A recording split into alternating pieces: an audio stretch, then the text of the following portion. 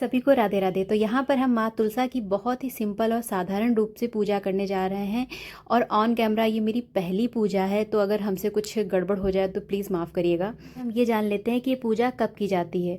तो कार्तिक माह के शुक्ल पक्ष की एकादशी को देव उठनी एकादशी के नाम से जाना जाता है। इस दिन सबसे पहले देवों को जगाया जाता है। उसके बाद भगवान विष्णु के स्वरूप शालिग्राम का विवाह तुलसी जी के साथ में कराया जाता है। ये पूजा यानी ये तुलसी माता का विवाह आप देव उठनी एकादशी से लेके कार्तिक पूर्णिमा तक कभी भी कर सकते हैं। एकादशी वाले दिन मेरा व्रत था और हम हमेशा ये पूजा पूर्णिमा वाले दिन करते हैं। तो आज कार्तिक पूर्णिमा है, आज कार्तिक पूर्णिमा है। आज हम माँ तुलसी का विवाह करने जा रहे हैं। वैसे हम कौन होते हैं माता का विवाह करवाने वाले, बस हम तो एक छोटी सी कोशिश कर रहे हैं मैया को खुश करने की।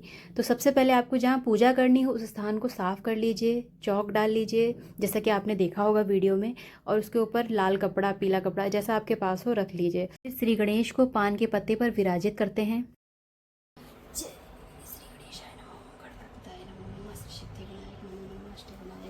अब बारी है हमारे दूल्हे राजा की। तो नटखट इतने हैं कि इनका मोर पंख बार बार गिर रहा है, इतने नखरे आज दिखा रहे हैं ये। वैसे हम आपको बता दें तो हमारे पास शालिग्राम नहीं है, भगवान शालिग्राम नहीं है, क्योंकि उनकी पूजा बहुत ही कठिन होती है। और विष्णु जी की भी हमारे पास प्रतिमा नहीं है, इसलिए हमारे पास श्री कृष्ण की प्रतिमा है जो भगवान विष्णु का अवतार है, और उनका ही विवाह हम माँ तुलसा के साथ करवाएंगे। जय माता रानी की। ये आ गए हमारे 31 दिन के दिए। 31 दिन की कसर एक ही दिन में पूरी करेंगे हम। इनका मोर पंख उड़ जाता है।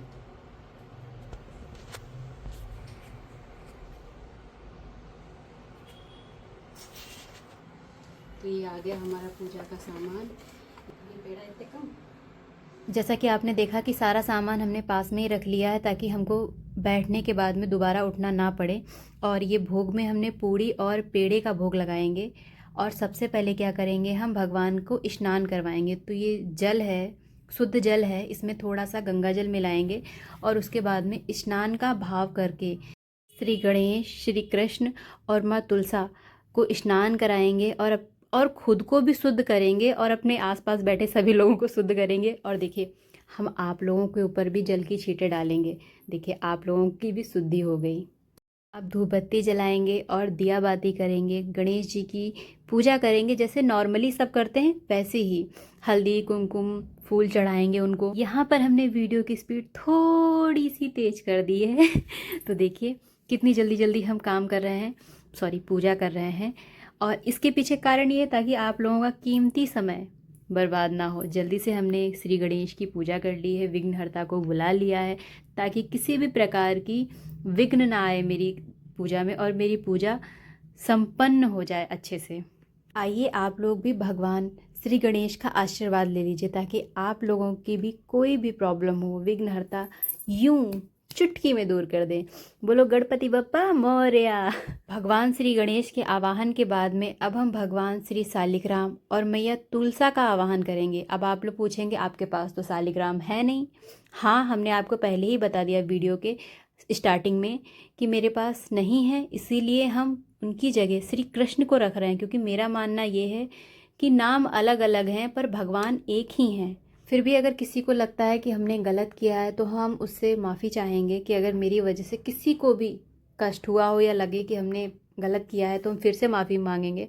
कि पूजा पाठ एक ऐसी चीज़ है ना, अपने इंसान को तथा के अनुसार करनी चाहिए। तो मेरी जितनी तथा है हम उतनी ही कथा कर रहे हैं। यहाँ पर हम गुलाब की खिले हुए गुलाब ढूंढ रहे थे, बट हमको यहाँ पे सब पत्तियाँ जो है उनकी झड़ी हुई मिली, लेकिन कोई नहीं। हल्दी की रस्म होगी। जो पूजा थी माता रानी की हमने कर ली है, भगवान जी की जो पूजा थी वो हमने संपन्न कर ली है। अब हम सबसे पहले हल्दी की रस्म करेंगे। तो ये हल्दी है जो सबसे पहले लगेगी श्री कृष्ण को, उसके बाद में लगेगी माता रानी को। ये हम आपको बताते हैं कि हल्दी की रस्म में जो हल्दी हमने इस्तेमाल की है इसको कैसे बनाया है।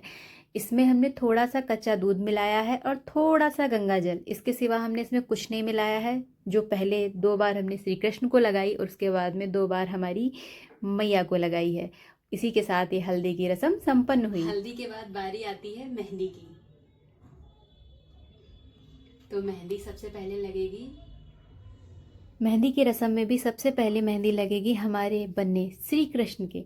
श्री कृष्ण के हाथों में और उनके पैरों में मेहंदी लगाएंगे। उसी तरह से हम 2 बार लगाएंगे, लेकिन ये याद रखिएगा 2 बार लगानी है। उसी के बाद में हम माता के भी 2 बार मेहंदी लगाएंगे, मतलब दोहराएंगे, जिसे दोहराना बोलते हैं। और इसी के साथ हमारी ये मेहंदी की रस्म भी संपन्न होती है। हल्दी की रस्म हो गई है बन्नों की, मेहंदी की रस्म हो गई है। अब हम अपनी दुल्हन को तैयार करेंगे। तो माता रानी को जो भी कुछ हम पहनाएंगे, सबसे पहले वो भगवान के चरणों में रखेंगे। उसके बाद में प्रभु को छुआ के फिर माता रानी को हम उसको पहनाएंगे। तो ये हो गई हमारी बन्नू तैयार। अभी बिंदी बाकी है।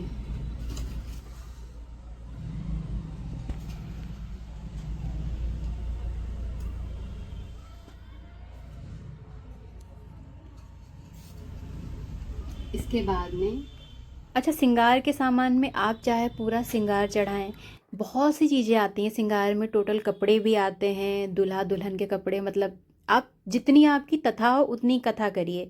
या फिर आप सिंपल से 16 चीज़ें जो मेन सुहाग की चीज़ें होती हैं आप वो चढ़ा दीजिए। आप में जितनी तथा हो, भगवान सिर्फ भाव के भूखे हैं, इन चीज़ों के भूखे नहीं हैं। उनके पास क्या इन चीज़ों की कमी है? अरे हमें ये सारी चीज़ें भी उन्हीं से मिलती हैं। तो प्लीज़ मेरा तो बस मानना ये है कि आप मन में अच्छे शुद्ध भाव से भगवान की पूजा करिए।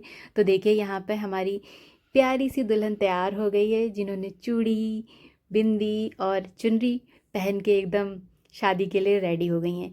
यहाँ पर हो रहा है, मतलब भगवान विष्णु के मंत्रों का जाप हो रहा है। ओम नमो भगवते वासुदेवाय नमः, इस मंत्र का 11 बार जाप करके भगवान विष्णु पर अक्षत यानी चावल, चावल को अक्षत बोलते हैं, वो अर्पित करने हैं। ये विधि भी हमारी संपन्न हुई। तो अब जयमाले की रस्म शुरू होती है। तो आज माता जी का और भगवान जी का हम जयमाले की रस्म करने जा रहे हैं। जो गलती हो जाए उसके लिए तो हम क्षमा चाहेंगे। तो उसके लिए हमने 2 जयमाले, मतलब 2 माला लिए हैं। पहले ये माला हम तुलसा मैया को छुआ के विष्णु जी को चढ़ाएंगे, और फिर विष्णु जी मतलब भगवान श्री कृष्ण इस माले को छुआ के माता रानी को पहनाएंगे। आज दूल्हा क्या बने हैं, बिहारी जी के नखरे तो देखिए। इनको हम सोच रहे थे इस माले को ऐसे राउंड करके और इनको पहना दें, लेकिन इन्होंने वैसे पहनना नहीं था तो नहीं पहना। इनको इस तरीके से पहनना था जैसे जयमाला पहनाया जाता है।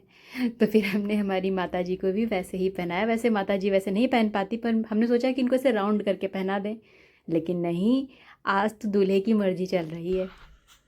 अब गठबंधन की रस्म होगी। तो इसमें हमारे पास कलावा है। वैसे पीला कपड़ा अगर होता तो भी ठीक था, बट मेरे पास कलावा है, जिसको हम माता रानी की चुनरी से यहाँ पर अगर आप कलावा का इस्तेमाल नहीं करना चाहते हैं तो गठबंधन में आप पीले कपड़े का इस्तेमाल कर सकते हैं। और चाहें तो जो हम गठबंधन करते हैं उसमें एक सिक्का और हल्दी की गांठ भी रख सकते हैं। ठीक है। और फिर इसी कलावे को हमको भगवान को ऐसे चढ़ाना होगा।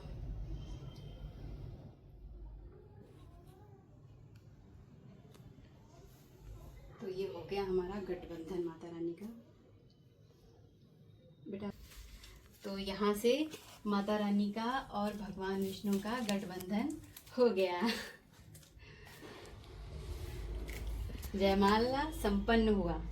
अब आता है, आती है, मतलब अब आता है नहीं, अब आती है, जो भी है, अब फेरों का नंबर आता है। कहते हैं भगवान जी को ऐसे ले लेते हैं। जो शादीशुदा होते हैं, जोड़े से होते हैं, वो पत्नी होती है वो माता रानी को ले लेती है, और जो पति होते हैं वो भगवान जी को ले लेते हैं। मतलब भगवान अगर उनके पास शालिग्राम है तो वो, अगर विष्णु जी हैं तो उनको लेके और फिर फेरे वो लोग अग्नि के फेरे ले लेते हैं। पर हम तो अभी सिंगल बैठे हैं, तो हम अग्निदेव के साथ फेरे ये मान के करवा देंगे कि इसी में माता पति पत्नी एक होते ना, दिया बाती हैं। हम यहाँ पर आपको पहले ही बता दें कि ये प्रक्रिया, ये क्रिया, आप जो भी इसको कहना चाहेंगे, हम ये पंडित जी की आज्ञा अनुसार ही कर रहे हैं। उन्होंने कहा था कि हम इस तरीके से 7 फेरे वाली रस्म कंप्लीट, यानी क्या बोलते हैं, वो कर सकते हैं, संपन्न कर सकते हैं। तो यहाँ पे हमारे 7 फेरों की रस्म पूरी हुई।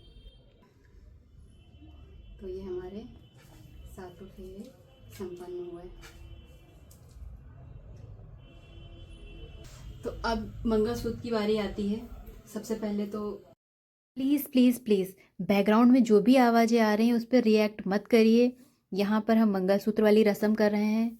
बिहारी जी के चरणों में रखकर माता रानी को पहना दिया है, तो मंगलसूत्र की रस्म भी संपन्न हुई। भरने की रस्म आती है, सिक्के से भरा जाता है। तो अब बारी है सिंदूर की रस्म की। आप लोग अगर इसे मांग भराई की रस्म कहते हैं तो दोनों एक ही हैं। तो सिक्के से सिंदूर लेके भगवान विष्णु के चरणों में मतलब छुआ के और माँ तुलसा को सिंदूर अर्पित किया जाएगा। तो इसी के साथ सिंदूर की रस्म भी संपन्न हुई। भगवान को भोग लगाने रह गया था, तो अब भोग भी हम लगा देंगे। तो सबसे पहले तो हमने केले लिए हैं जो श्री गणेश जी से स्टार्ट होंगे। सबसे पहले गणेश जी को, फिर भगवान विष्णु को, और फिर माता रानी को, सॉरी भगवान श्री कृष्ण को। अच्छा, एक चीज़ और आपको बता दें, हम जो भोग लगाएंगे ना उसमें तुलसी का दल होना अनिवार्य है। जो भोग लगेगा उसमें तुलसी का दल होना चाहिए। बस जो भोग इनको लगेगा भगवान गणेश जी को, इनके भोग में तुलसी का दल नहीं, लेकिन हाँ अगर विष्णु जी को आप भोग लगा रहे हैं तो तुलसी का दल बहुत ही अनिवार्य है। तो अब हम माता रानी की कथा सुनेंगे, तुलसी मैया की विवाह कथा सुनेंगे, जिसके लिए पहले तो हमारे हाथ में थोड़े से फूल, चावल, जिनको लेके हम हमारी कथा सुनेंगे। हरी रे भरी काले काले शालिग्राम तुलसा, हरी रे भरी मेरे अंगना में खड़ी, काले काले शालिग्राम तुलसा हरी रे भरी। शालिग्राम भगवान की जय, तुलसी माता की जय। तुलसी विवाह की कथा के अनुसार वैसे सबको देना, कथा अधूरी हो तो पूरी करना, पूरी हो तो मान करना। इस कथा को कहने, सुनने और हुंकारा भरने वाले सभी की मनोकामनाएं पूर्ण करना। प्रेम से बोलिए शालिग्राम भगवान की जय। तो चलिए अब आरती कर लेते हैं हम लोग। तो हमने यहाँ पर 31 दिए बनाए हैं आटे के। आप लोग पूछेंगे 31 क्यों? क्योंकि कार्तिक माह में तुलसा जी के पास में डेली एक दिया जलाना अनिवार्य होता है। वैसे तो रोज़ाना जलाना चाहिए, सिर्फ कार्तिक महीने में नहीं। तो जो लोग डेली नहीं जला पाते हैं किसी कारण से, वो आज के दिन 1 महीने की कसर पूरी कर सकते हैं।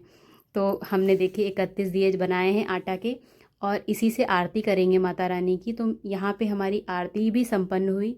और एक ज़रूरी काम रह गया था, हमने शादी तो कर दी लेकिन कन्यादान नहीं किया, इसीलिए हम दक्षिणा के रूप में वो कन्यादान करेंगे, मतलब आप समझ जाओ बस। तो यहाँ पर ये प्रक्रिया भी हमारी संपन्न हुई। ठीक है, अब हम आरती का आचमन कर लेंगे, और आचमन करने के बाद में आप लोग भी आरती ले लीजिए, हम भी आरती ले लेंगे। माता रानी आप पर, हम पर, सब पर कृपा बनाए रखें, सबके घर में खूब बरकत हो। जय माता रानी की, जय माता रानी की, जय माता रानी।